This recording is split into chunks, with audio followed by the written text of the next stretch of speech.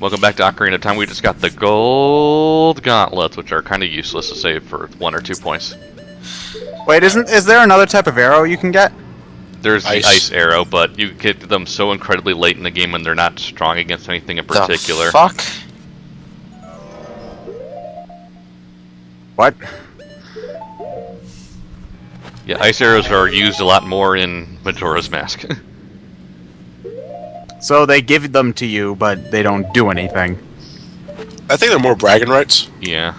Because you have to go through this incredibly convoluted cage-like labyrinth. Yeah. You need lots and lots of small keys to unlock. Yeah, the Gerudo.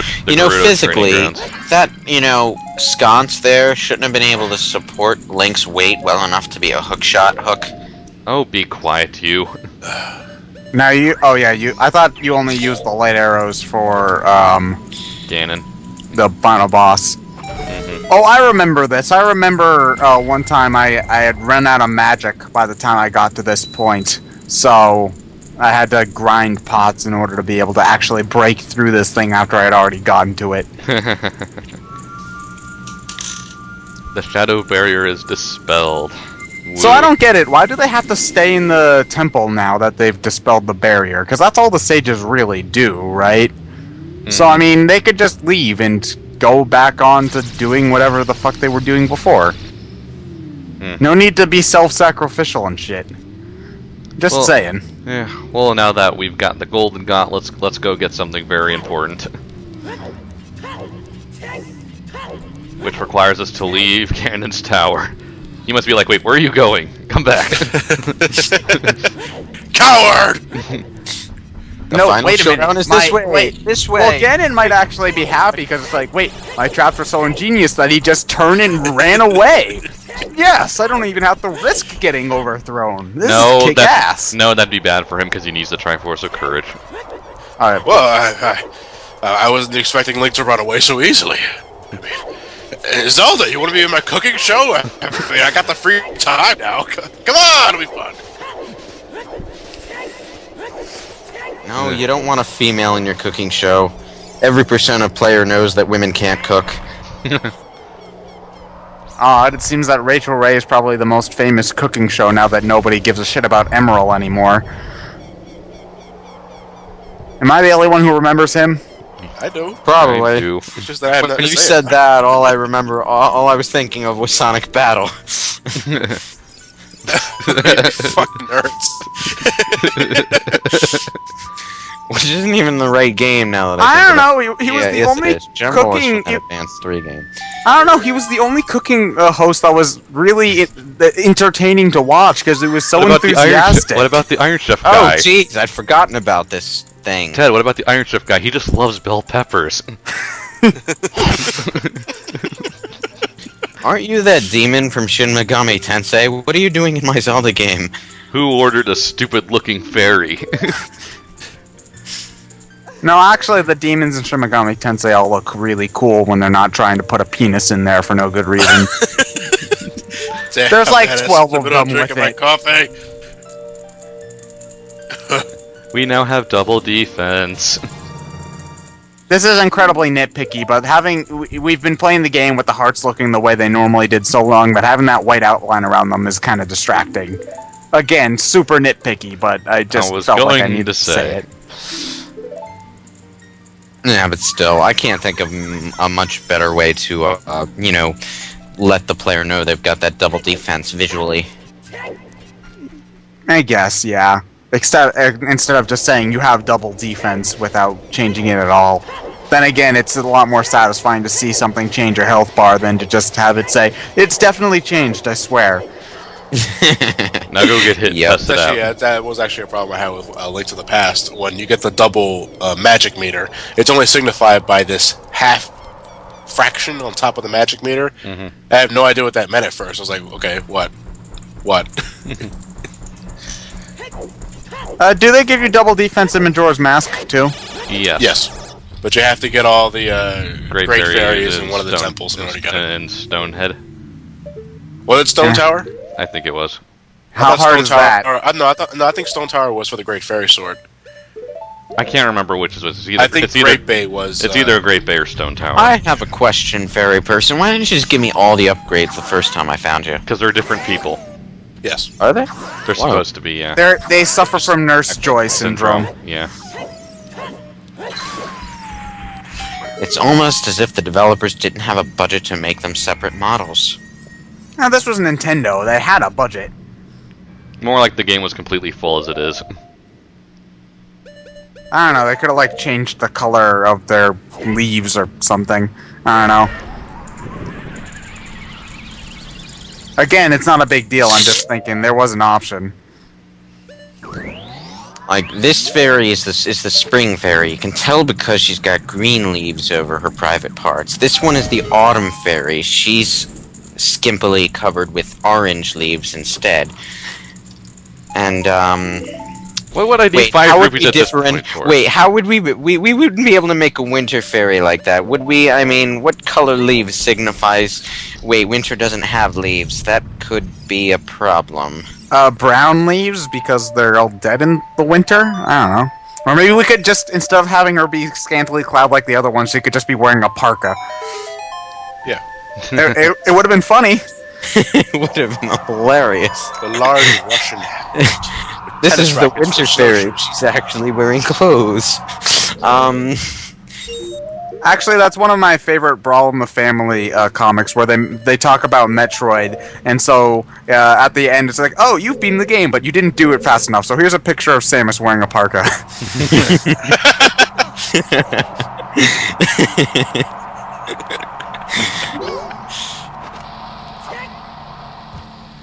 Stupid Beamos. You do a lot better job of hitting them with the bombs than I did, because I tended to miss a whole lot. When I Lock tried on to and do it. throw. It's not hard. Head goes flying and then explodes. Best death animation ever. Ted, you're probably one of those people that use bombs to rocket propel jump all over the place. Is it know. possible? Well, it's more just that when I throw, it would either bounce off or land too far away or something. Or aren't the bombs programmed to automatically detonate the moment they touch Beamos? Yes. What are you doing exactly? I'm trying to get off so I can have some room to run and make it over. Oh, you were trying to get off the pillar without auto jumping. Yes. Alright, I gotcha. And that's why auto jumping sucks. If you were to roll off the cliffside, would Link jump? No, I believe he still kind of floats. Oh, wait, you had the hover shoes on. Why did you even bother having to edge off the thing? Because I didn't want to go flying off. I needed a room to gather momentum because they're slippery. Well, using the hover boots is actually an effective way of doing that because you don't jump, so you can just sort of hover right to the edge of the what's this called? Of the Pillar. side, and then just fall when your hovering runs out. Yeah. Yeah, gotta go select light arrows. Bleh. Kerthunk. What are these Who is things this? supposed to be? It's supposed to be a barrier, but I don't get what it's like actually supposed to be. It's just a barrier. Hurry up, Dumbfuck. Oh, jeez. Way to be rude. It's not like we're your best friend or anything. / love interest. That and rushing this down the fucking- hallway transition scene is slightly creepy. Ryan, everyone in this fucking temple is a love interest. Even Ganondorf. Even Darunia? Yes, give it some time. Oh, Darini is a way more obvious love interest than Ganondorf. I'm telling you, it's been done before. Yeah, I know it's been done before. Everything's been done before. Sturgeon's Law. Wait, that's not Sturgeon's Law. My bad. Sturgeon's Law. That's 90% of everything is crap. I'm trying to think of the rule of everything's been done before. Oh, we need to use the blue fire again here. Yeah. Well, it's true that everything's been done before, but you know, it's even more true that every pairing has been done before. No, I think I can come up with a pairing that's never been done before. Crossover pairings don't count. Okay, fuck, Oh, this is harder than I thought. Although quite a lot of those have been done before, believe it or not. Yeah. Okay, I've got it. Groundon and Jigglypuff. The pairing literally can't be done because Groundon cannot be bred with any other Pokemon. There we go. Mission accomplished. Doesn't mean you can't put them both in the daycare. Drawing on sexy parts and doing it anyway. Hot skitty on Whale Lord action. Well, that's funny because that actually works when you put them in the daycare together. On a more serious note, that is actually like the bane of my existence as far as browsing fanfiction.net goes. Okay, every so often I'm in the mood for a crossover story, so I start looking around for something that's good. But half of what I find is like crossover / fanfiction. Like almost every Harry Potter crossover fanfiction I look for. I see on the list is a / story. I'm like, God, what is with these people? Well, And you're reading fanfiction, that's why. it's like, what is with the morbid obsession with / Make something, not every just because it's fanfiction, it doesn't mean it has to center on a pairing. I'm just saying that, but like every story is like writers obsessing Welcome to with their chosen fanfiction.net. pairing. Like, some of us like to read stories for the I story. like how the arrow is still there. Lewis, if you're on fanfiction.net, you're lucky if there's basic grammar involved. Suddenly, Vegeta. Well, to be fair on that point, the amount of badly grammared stories is kind of overemphasized by people who make fun of fanfiction. There are plenty of stories with decent grammar, but that doesn't necessarily equate to decent writing. It's just that the decent shit is covered up with so much terrible shit.